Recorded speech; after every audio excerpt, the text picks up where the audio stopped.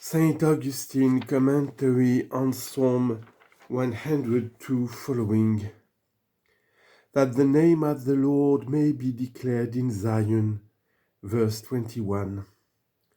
For at first, when the fettered were appointed unto death, the church was oppressed.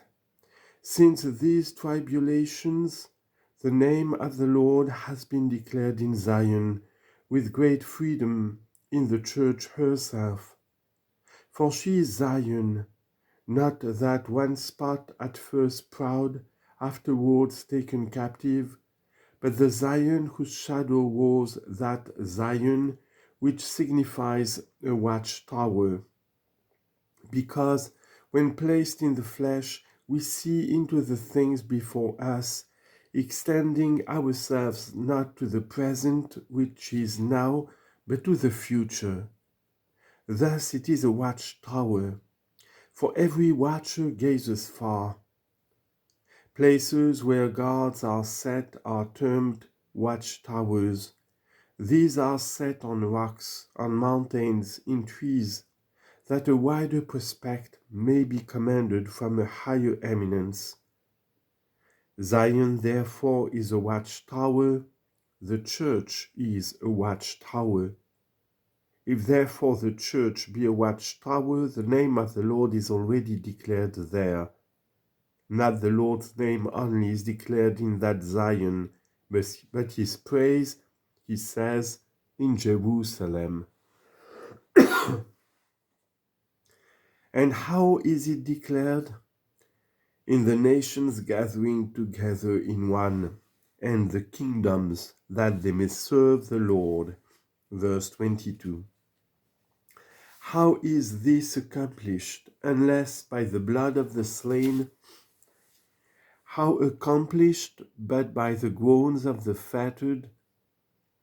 Those, therefore, who were in tribulation and humility have been heard, that in our times the church might be in the great glory which we see her in, so that the very kingdoms which then persecuted her now serve the Lord. She answered him in the way of his strength. Verse 23. The preceding words show that either his praise or Jerusalem answered, for it was said, and his praise in Jerusalem, in the nations gathering together in one, and the kingdoms, that they may serve the Lord. Respondit ei. We can say the kingdoms answered, for he would have said responderunt. Respondit ei. We can say the nations answered, for he would have said responderunt in the plural. Since then it is respondit ei in the singular, we look for the singular number above and find that the words his praise and Jerusalem are the only words in which we find it. But since it is doubtful whether it be his praise or Jerusalem, let us expound it each way. How did his praise answer him? When they who are called by him thank him, for he calls, we answer, not by our voice, but by our faith, not by our tongue, but by our life. From his elect and holy men, Jerusalem also answers him. For Jerusalem also was called, and the first Jerusalem refused to hear. And it was said unto her, Behold, your house shall be left unto the desolate.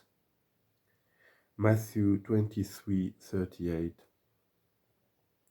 But that Jerusalem of whom it was written, Sing, O barren, thou that didst not bear. Isaiah chapter 54 verse 1 and Galatians chapter 4 verse 27. But that Jerusalem of whom it was written, Sing, O barren, you that did not bear. She has answered him. What means she has answered him? She despises him not. When he called, he sent rain, she gave fruit. She answered him, but where? In the path of his strength.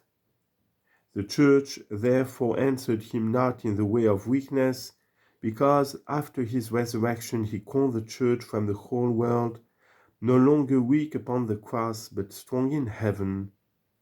For it is not the praise of the Christian faith that they believe that Christ died, but that they believe that he arose from the dead. Even the pagan believe that he died, and make this a charge against you, that you have believed in one dead. What then is your praise? It is that you believe that Christ arose from the dead, and that you do hope that you shall rise from the dead through Christ. This is the praise of faith. For if you shall confess with your mouth that Jesus is the Lord, and shall believe in your heart that God has raised him from the dead, you shall be saved.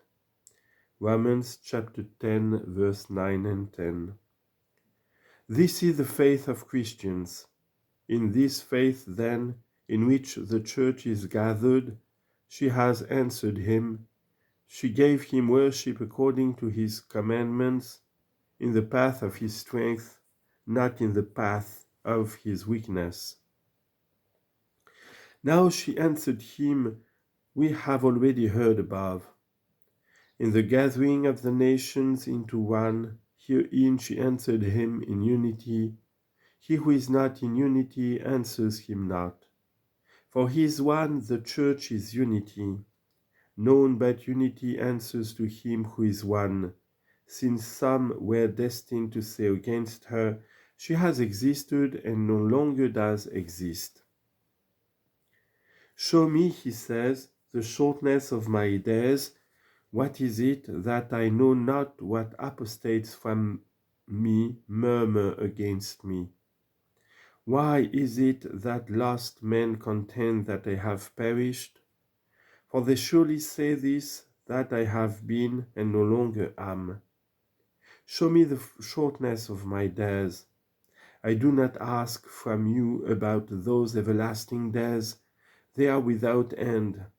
Where I shall be, it is not those I ask of. I ask of temporal days. Show unto me my temporal days. Show me the shortness, not the eternity of my days. Declare unto me how long I shall be in this world, on account of those who say, she has been and is no more. On account of those who say, the scriptures are fulfilled, all nations have believed, but the church has become apostate and has perished from among all nations. See you not that there are still nations among whom the gospel has not been preached?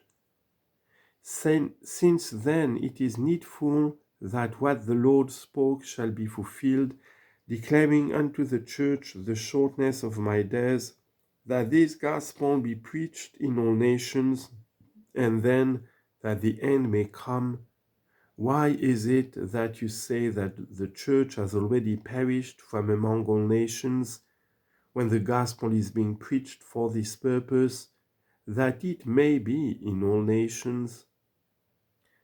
Therefore the church remains even unto the end of the world in all nations. And this is the shortness of her days, because all that is limited is short, so that she may pass into eternity from this brief existence. May heretics be lost. May that which they are be lost, and may they be found, that they may be what they are not. Shortness of days will be unto the end of the world, shortness for this reason, because the whole of this season, I say not from this day unto the end of the world, but from Adam down to the end of the world, is a mere drop compared with eternity. Let not therefore heretics flatter themselves against me, because I said, the shortness of my days, as if they would not last down to the end of the world. For what has he added? O my God, take me not away in the midst of my days. Verse 24. Deal you not with me according as heretics speak. Lead me on unto the end of the world, not only to the middle of my days, and finish my short days, that you may afterwards grant unto me eternal days. Wherefore then have you asked concerning the shortness of your days? Wherefore do you wish to hear? Your years are in the generation of generations. This is why I asked concerning those short days, because also my days should endure unto the end of the world, yet they are short in comparison of your days. For your days are in the generation of generations. Wherefore does he not say, your years are unto worlds of worlds? For thus rather is eternity usually signified in the Holy Scriptures. But he says, your years are in the generation of generation. But what are your years? What but those which do not come and then pass away? What but they which come not, so as to cease again? For every day in this season so comes as to cease again. Every hour, every month, every year, nothing of these is stationary. Before it has come, it is to be. After it has come, it will not be. Those everlasting years of yours, therefore, those years that are not changed, are in the generation of generations. There is a generation of generations, in that shall your years be. There is one such, and if we acknowledge it aright, we shall be in it, and the years of God shall be in us. How shall they be in us? Just as God himself shall be in us. Whence it is said that God may be all in all. 1 Corinthians 15:28. For the years of God and God himself are not different, but the years of God are the eternity of God. Eternity is the very substance of God, which has nothing changeable. There nothing is past, as if it were no longer. Nothing is future, as if it existed not as yet. There is nothing there, but there is not there, was, and will be. Because what was is now no longer, and what will be is not as yet. But whatever is there simply is. Behold this great I am. What is man's being to this? To this great I am, what is man, whatever he be? Who can understand that to be? Who can share it?